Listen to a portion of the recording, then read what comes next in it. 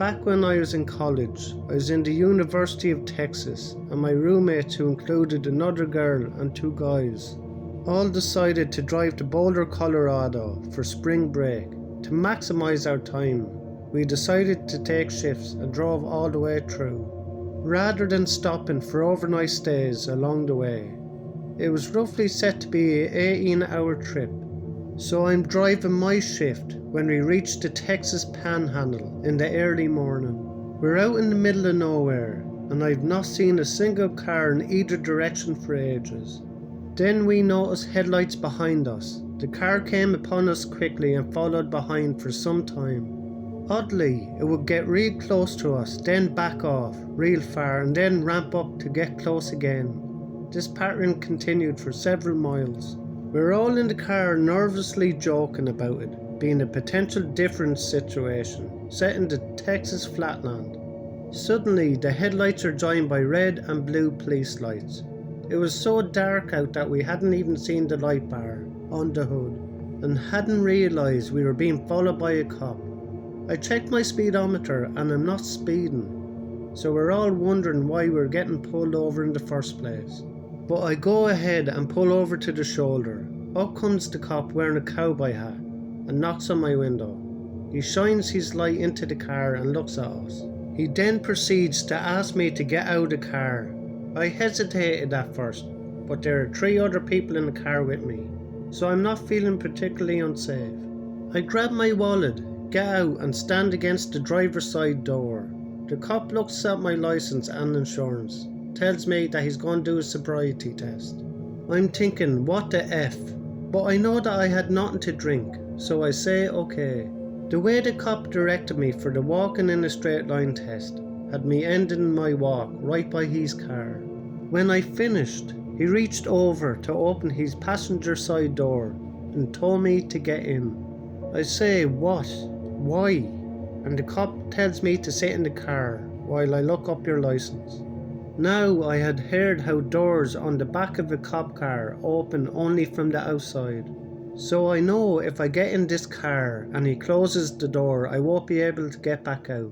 It's like 3 AM, pitch black darkness, on a road dozens of miles from any civilization. I'm not getting into that car, I'm sorry sir, with all due respect. And for my own safety, I don't want to get into the back of your car. The cop with more than just a tinge of anger spreading across his face. He said, what did you say to me? I said, it's for my own safety, and with all respect. I'm not sitting in the back of your car. You can call for another officer to come out here, but I don't feel safe getting in. The cop only proceeds to get angrier. Do you realise I could arrest you right now for not obeying an order from a police officer? Me repeating again, sir, I'm not meaning to be disrespectful, but I'm not getting into your car. We go back and forth like this for several minutes, him threatening to arrest me and my friends, holding us overnight, etc, etc, and me refusing to budge on my insistence to not get into his car. The cop then leers at me and asks, what are you afraid of, being kidnapped? How messed up is that to even ask? I glance towards my car and see my friends piled up at the back window, watching. The 2 guys looking ready to jump out the car. The cop turns and looks at them too. I don't know what went through his mind, but after being completely aggressive with me for what seemed like forever, he finally gave me a creepy smile, handed back my license and insurance, tipped his hat, got back into his car and drove off. At this point, I was shaken so badly that my friends had to help me back into the car. I don't even remember if he gave me a ticket or not.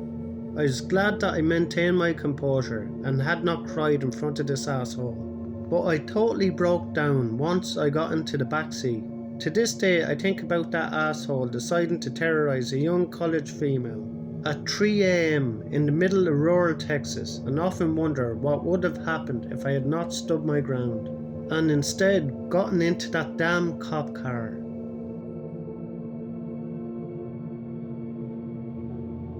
This story has always bothered me, in my head. I know what I saw, but at the same time, it just felt all so unreal. When I was about 10 years old, I had been invited to sleep over for the first time at my friend's house. This friend, who I will call Abby, lived pretty far away from us, so any time we got to hang out, it felt like a special occasion.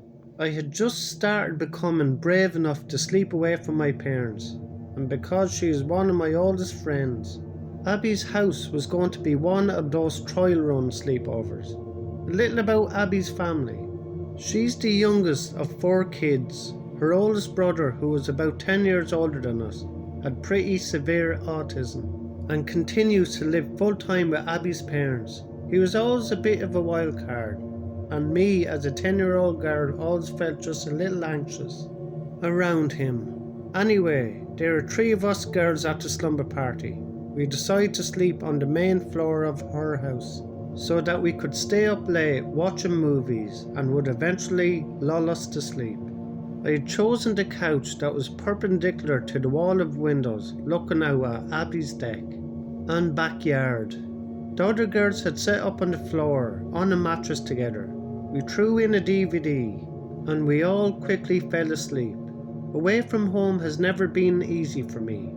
I wake up frequently and sometimes I can't fall asleep at all to begin with. This night was one of those times where after clocking a solid 2 hours, something stirred me back to consciousness. Coming to, I noticed the bright light of the TV glowing first, before my eyes adjusted and noticed something outside that hadn't been there before. It was a person, a man actually. He was sitting in one of the deck chairs, and he positioned it to face directly towards where the 3 of us were sleeping. He had noticed that I was awake, but seeing him made my heart race. I stayed absolutely still, just watching. It was dark, so his features were a bit ambiguous, but I could tell he was studying us and smirking. Terrified, I watched him for a few minutes before turning myself into the couch cushion and closing my eyes. Some time passed, maybe a few minutes, maybe half an hour, before I finally mustered up the courage to look again, only to see that he was now gone. To this day I have no idea who that was, that had gotten into Abby's backyard and sat on her deck watching us in the middle of the night. But the image of him sitting there grinning still haunts me. For a while I thought maybe it was her brother or even her father. But this guy had dark hair and even darker eyes, and all our family members were blonde. We had all survived that night unharmed, but as I recounted what I had seen to my friends and Abby's parents, I was met with quizzical looks and reassurances that I had probably not seen what I thought I saw.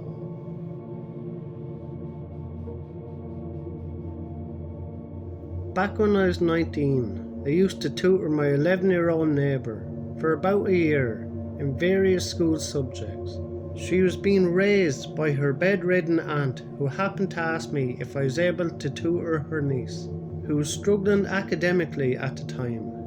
Me not knowing how to say no at that young age, I agreed to help.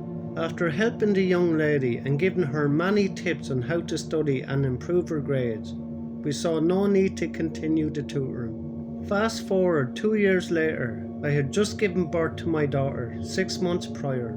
Around the same time, my cat had gone missing. Me being the cat lady that I am, I hung up several flyers around my neighbourhood, stating his description, the day he went missing, and a reward if he was returned to me. After posting up my last flyer, I noticed it was getting dark and decided to walk down the alleyway to go through my back door, for it was the shortest way to my house from where I was. Upon being only 6 houses down from mine, I noticed a man in my periphery come up on my left and quickly turn around. He was short, kind of pudgy, and definitely staring at me. I greeted him with a hi. He said hello. What are you doing out here? I told him that I was looking for my missing cat, and that I had been posting flyers around all day. Oh, he says, can I take you out for lunch? Number 1, this man was far from my type, plus I had just gotten out of a bad relationship after having my baby, so I really wasn't interested in even looking at men at this time. Also, my cat was missing. That was really all I could think about. I found it kind of inconsiderate of him to try to use that moment as a way to come on to me. However, the most alarming part about this interaction, no matter how many times I politely declined, was his unrelenting gaze as he was talking to me. It literally felt like he was undressing me with his eyes. At that time, I had never felt so uncomfortable in my entire life.